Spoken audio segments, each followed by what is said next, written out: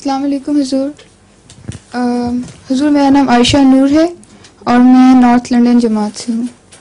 हुजूर मेरा सवाल ये है कि क्या रसूल के लिए ज़रूरी नहीं है कि वो एक नई शरीयत लेके आए? क्या रसूल के लिए ज़रूरी नहीं है कि वो एक नई शरीयत लेकर आए? तो हज़रत मसीह मौद को हम रसूल कह सकते हैं? हम इस्लाम को रसूल कह सकते हैं जी। मगर आपने नई शरीयत तो नहीं लिखी हुई। जी। वो कुरानी शरीयत पर ही अमल किया है। हज़रत ईसा नई शरीयत को नहीं बनाई थी। अच्छा। इसलिए मगर आप भी रसूल थे। नबी रसूलन इला बनी इसराइल। नबी और रसूल के लफ्ज़ में थोड़ा सा फर्क है ना। रसूल तो उसको कहते हैं अल्लाह का पैगाम लेके आए। ठीक है। और नबी तो आइंदा की खबरें देने वाला हो। जी। तो हो सकता है कि रसूल जो है वो पैगाम लाना शरीयत ही मुराद हो अल्लाह की। और हम तो हज़रत मुस्लिम के नबी कहते हैं, रसूल तो नहीं हम कहते हैं। रसूल भी कहते हैं। अच्छा, रसूल मुराद नहीं तुम कह रही हो।